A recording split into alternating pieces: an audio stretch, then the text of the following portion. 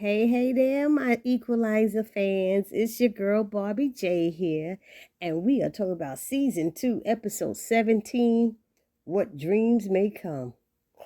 Now, I gotta tell y'all, I apologize for putting this up late. I did watch it on Sunday night, and I watched it on, I think, Monday night. But I had no energy to put up this video. When I tell you my Mother's Day was a long day from church to a doubleheader at Yankee Stadium, and a doubleheader means 2 games are played. I couldn't even sit through the second game. It was just crazy. And it was a little bit, like rainy out. Then I went home, did an impromptu church chat, and started drinking. So if you see my Mother's Day church chat, go to watch it. And I'm in my Yankee outfit and stuff with my friend Ty. And we did an impromptu church chat and started acting crazy, singing James Brown songs. Then I did 6 hours Monday, Tuesday, and Wednesday each in court because I'm on a jury for a trial.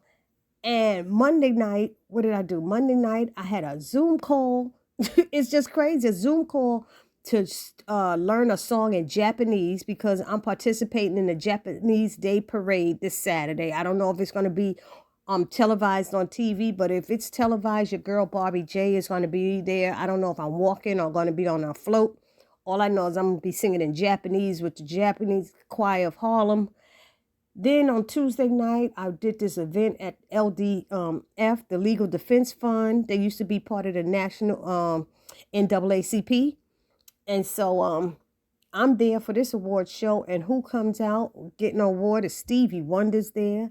He did an impromptu song. He started singing with we surprised guest John Legend was there. Rita Moreno was there. I mean, it was like star-studded up in there.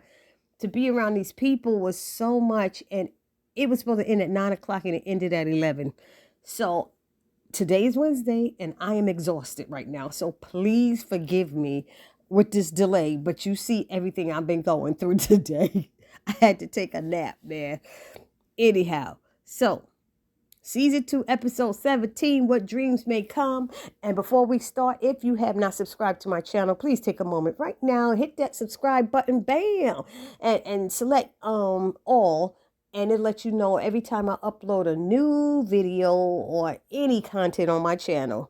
Then smash that like button, write a comment, and share. Share. I'm getting close, y'all. You got to help me get close to my 1,000 subscribers. Anyhow, this episode was crazy. Part of it was a little confusing.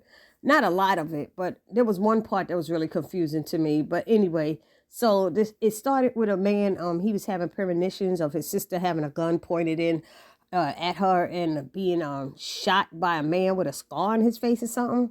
And this was deep to me because it's something it's something I believe in, because I've had such visions in my life, but the only difference with my visions, the little premonitions, is that I never could see the face clearly enough to know who the action was going to happen to, what I was seeing happening.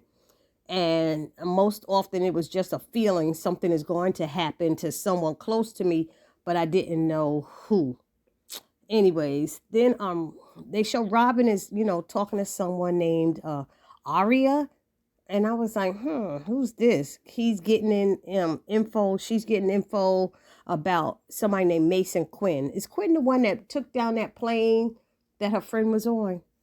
Anyway, he told Robin that the path she's walking down ends in darkness. And she replied, it always ends in darkness, Aria, because that's where the monsters live. I said, okay, now I can believe that. Monsters do live in darkness. So now she's home and she's putting away the info she just received, this envelope and her little secret hiding place in her bedroom. Delilah knocks on the door and let her know that she's home from her dad's, and Robin's asking her how it went and did he ask any more questions about her. And Delilah said, yeah, but no biggie, I handle it. And Robin asked if Dee was okay, and she's like, you could talk to me. And she said, yeah, I know, and then said good night. But Robin felt in her spirit that something was wrong with her child. She knew she wasn't telling the truth. And, she told Aunt Vi the same thing.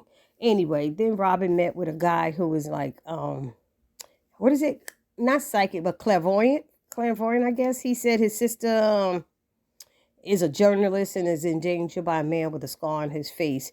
And he's avoiding some of Robin's questions because, she asked a lot of questions to see how she could help. Because he knows and he's avoiding them because he knows she probably not going to believe his ability. So then he explains that it started when he was like 6 years old and knew his parents were going to get killed, but they wouldn't listen to him and stay home when he was begging them to stay. And the visions, he said, and then they were killed. They were both shot to death or something that night. So the visions continued with him, and his sister were put into foster care after that, but nobody would listen to him. So he learned to keep his mouth shut and just take his medication because they all thought he was crazy. Every time he would say something, it's going to happen. So anyway, Robin goes to Harry and Mel because the guy gets mad when Robin keeps asking questions and it seems like she don't want to help, so he walks out. So Robin asks Harry and Mel, for help with this and not sure. She said, I'm not sure I'm going to help him. But Harry is, he all bent out of shape about it. He doesn't believe in premonitions, I guess. And Mel is trying to get him to have an open mind. And Harry is basing on, most of his opinions on the guy's background of arrests and rehab and trips to the psych ward. See, people don't understand stuff or don't get it, they say you crazy, So anyway, Robin decides to check Calista was her name, Calista's apartment. And someone was in there going through her stuff, and he fought Robin, she flipped him on the floor, and then he shoots at her and gets away. And that man had the scar on his face. So that was something that was in that guy's dream. So then Robin reports back to Harry and Mel about the incident, and Mel tells Robin that her editor, Calista, I said, is a journalist. Her editor hasn't heard from her in like a week. And she was working on a lifestyle piece on a local activist named Rosa Martinez, who's supposed to be the next AOC. So, but she never turned in that article. So Harry finds an ATM photo of Calista at, he finds this, an ATM photo, a photo of Calista at an ATM with a local drug dealer named Carlos Villa. And so Robin sends the pic to Detective Dante to get info on him, and then she pays him a visit, this Carlos guy a visit, and he shares that Calista bought a gun, not drugs, a gun from him. And she asked for one that couldn't be traced. And he said anytime somebody asks for one that can't be traced, they planning on using it. But the brother, Julian, doesn't believe it. He's finding it hard to believe because Calista doesn't like guns ever since their mother and their parents got killed. And he didn't believe she would be buying drugs because she's the one who been trying to get her brother into rehab.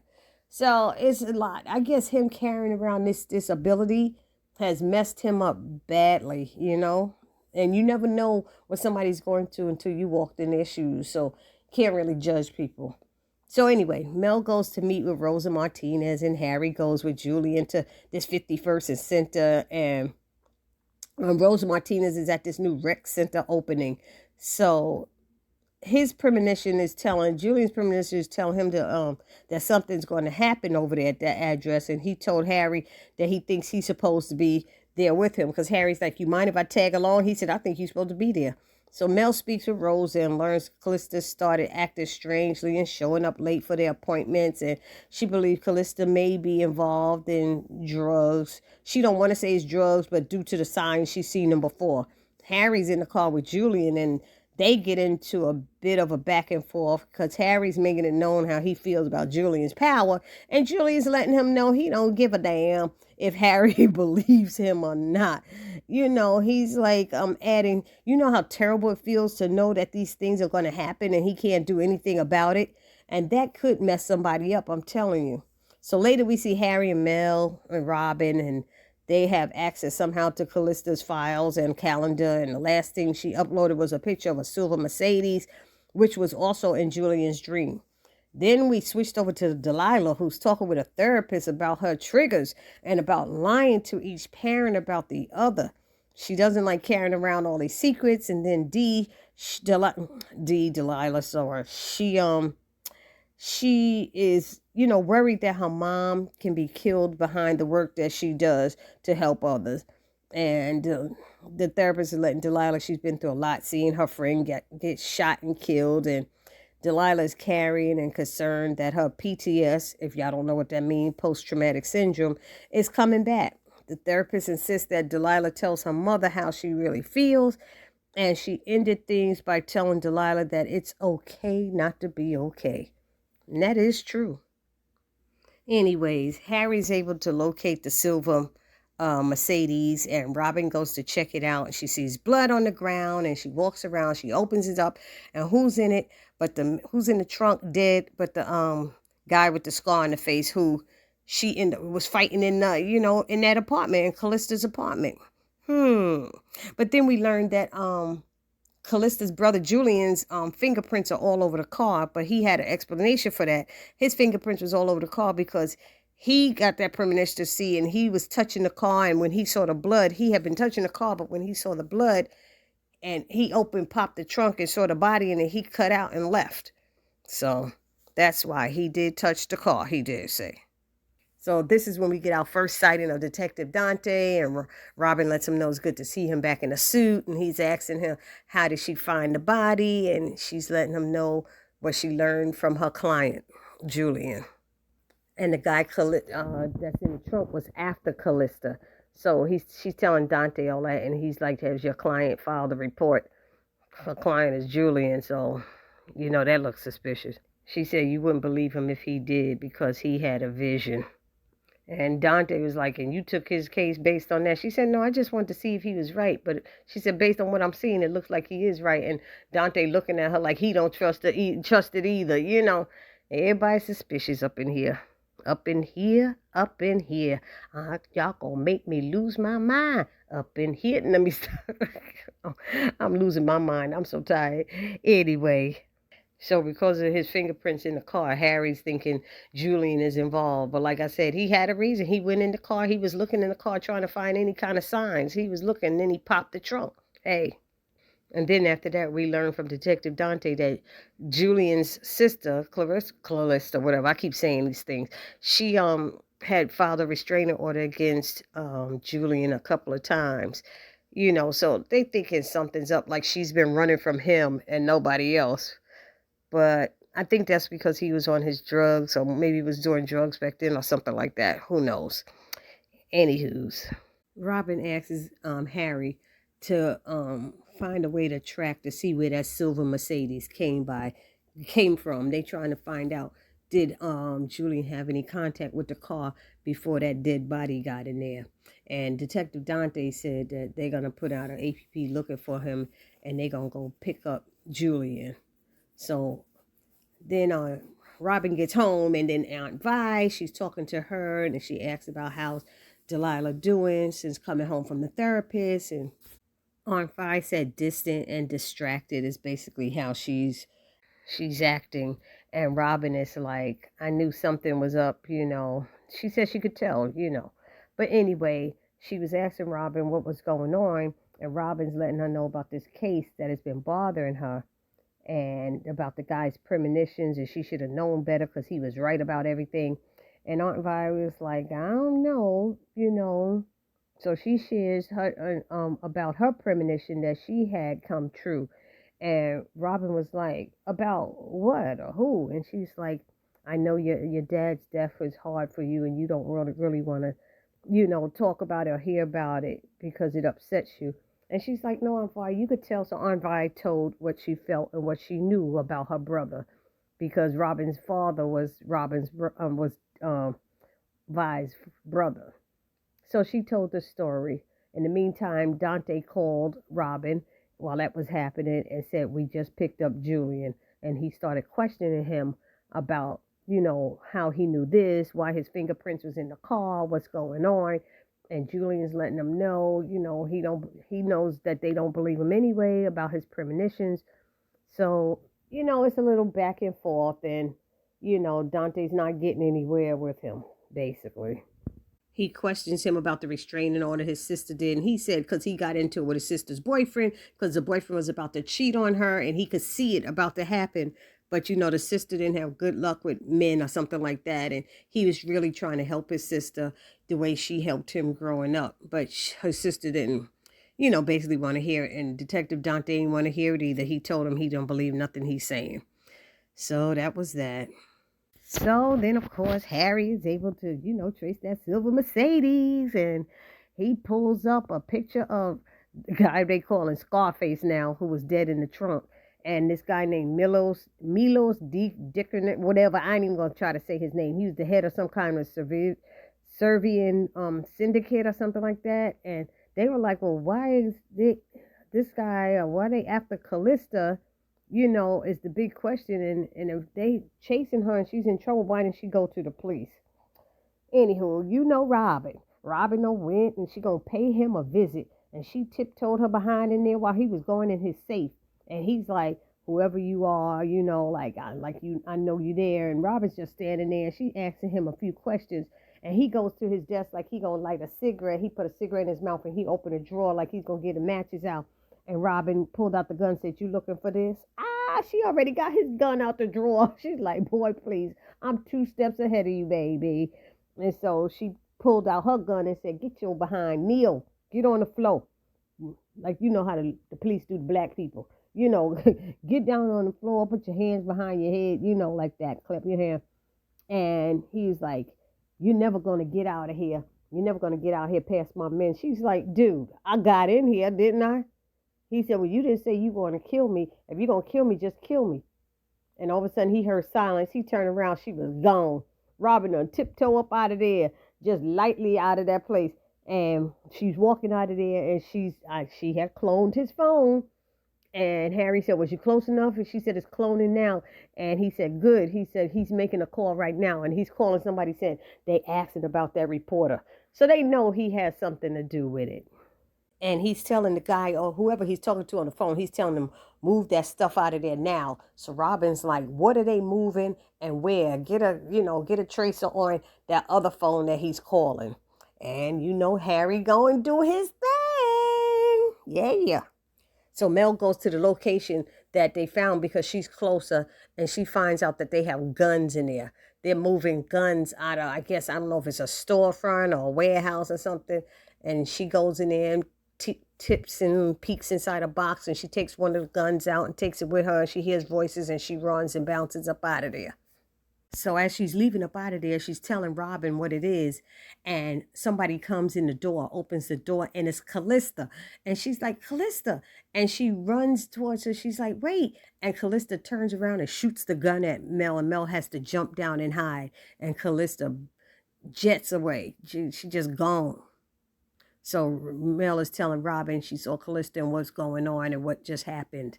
So they're figuring she's just scared and she don't know who to trust, basically. So now they're trying to understand how Calista got involved in this gun thing, you know, being the type of lifestyle reporter she is. So they looked up the lady, Rosa Martinez, to see what she does. And they said they saw she had a gun amnesty program. And Mel did say she saw the silver filings on the floor. They were filing off the serial numbers. So that's why they said Calista was scared to go to the police, because the police are the ones collecting the guns, and then somebody's filing off the serial numbers and putting the guns back out on the street, and they're giving them to the Serbian mob. So they're trying to figure it out, and Robin is talking to Dante about it, you know, saying who is somebody in that program is putting these guns back out on the street. And so here they are teaming up again together, reunited, and it feels so good. Reunited because they understood that working together makes them too close together. Let me stop making up a song now. Y'all know I'm crazy. Anyway, we learned that this gun amnesty program, they supposedly pick up these guns and melt them down and stuff like that. But that's not what's been happening. So Robin's trying to find out more information, and they look it up and realize that this program is not Rosa Martinez. She's just the name for that area, that neighborhood, but it is Councilman Joe Silver's baby. So that's what they're thinking. It's all on him, and he's the one who handles things and, takes care of everything. Poof. And there we go. There he is. We figured it out, didn't we? Not so fast, though. Robin goes back and she's talking to Harry. And she asks him to pull up a list of all the people who are associated with Councilman, right now, who's working with him or something like that. And he's like saying how it would take so long to go through all the people because he had a whole bunch of people up there. And as he was looking, he said, wait a minute, third row from the bottom. He said, that's the ponytail guy I was joking about when I was on a stakeout with Julian. So they like, you want to start with him? And in the meantime, while they looking into that, they show Calista in a garage, and Rosa comes out with some other lady, and she jumps out from behind the car and says, Rosa, can I talk to you? And the other lady leaves, and she starts talking to Rosa and telling her what she found out about Councilman Silver. And Rosa's like, did you tell this to anybody? Have you shared this? No. She's like, no. And she said, will you help me? Can you help me? And she said, sure, I'll help you. So Rosa let her get in the car with her, and Rosa drove her right back to the Servians so that they could kill her. That bald-headed guy who Robin had went to visit him at that bar and had the gun to his head. That's who she took him. And Calista's like, why are you taking me here? And before she could pull out her gun, that guy, the bald-headed guy, had a gun to the car window like he was going to shoot her, made her get out. And at that point, who was it? Detective Dante called Robin to ask if something's going on, because Robin and them found out that it was Rosa Martinez who's the problem, who's the leak in some kind of way, that they all was in, foster care or something like that together. So that's what happened, and they figured that out. So Robin's trying to race to get there to save Calista. They trying to figure out where they would take them. And I guess they figured out some warehouse somewhere or something like that. But first they went to Rosa's job. And that lady who was walking with Rosa in the garage, they saw her and asked, where's Rosa? She said, oh, she left with some reporter. And they showed her a picture. They said, this reporter? And she said, yes. But let me make one correction. Milos was an orphan and Clarissa was in foster care. And what happened was they both were put with the same family. And that's how they know each other. Bingo! Harry figured it out, as always. So he said they're essentially siblings, to be honest. That's why they're so tight. So while Robin, Harry, Mel figured this out, Robin's asking him to get a tracker on, because she pinged with a location where Milos is, because they figuring they're going to take Calista there so he could kill him because he's a sociopath or something, they said. So he's getting that address. In the meantime, Dante is calling saying, is something going on with Calista? And she's like, why? She said, because Julian's over here going crazy. All of a sudden, he's just losing it up in here, saying that his sister's about to die. And Robin said he might be right. We're trying to get there now where we think she is being held. So Callista's asking Rosa, why did she do it? Why is she doing that and putting those guns back on the street and stuff? And she said, if we didn't do it, somebody else would. She said, in the way we grew up, it's survival of the fittest. We just looking out for ourselves. But then they all were in foster care because so was the reporter. It's just crazy. Anyway, Robin and them get there in time. And, the gunfights come out. The fighting comes out. Robin takes care of Milos, and she tells Mel to get Rosa. So they both get arrested, and Robin lets Calista knows how brave she was to take that on by herself. And she's like, after what happened to my parents, I couldn't let it go. But she needed to get some help. I guess nobody would help her. The police probably thought she was crazy. Who knows? They said she probably didn't trust them either. So Calista asked Robin, how did she know where to find her? And Robin told her, if it wasn't for your brother. And she pointed her head, and her brother got out of the car, and she ran over to him, hugged him. And he said, I know you said to stay out of life. She said, oh, no, I'm so happy you came and stuff. So Dante walks over to Robin and said, "Oh, what made you bring him?" He said, "I had a hunch it was the right thing to do." And she said, "Oh, a hunch? That's all it was?" He said, "Call it a cop's intuition." So they are so funny with these play on words. Nobody want to admit about premonitions and stuff. That was so funny. So Robin gets home and she's telling out Aunt Vi how things ended, how the brother and sister got together, how the connection was so there, the strong, and she says sort of like you and Daddy. And Vi lets her know, I know you think you do. You know how much your father adored you, and do you really think I know you think what happened to him that night was your fault. And I'm sitting there going, what happened to him? What happened to her father? Do we know that she thinks it was her fault?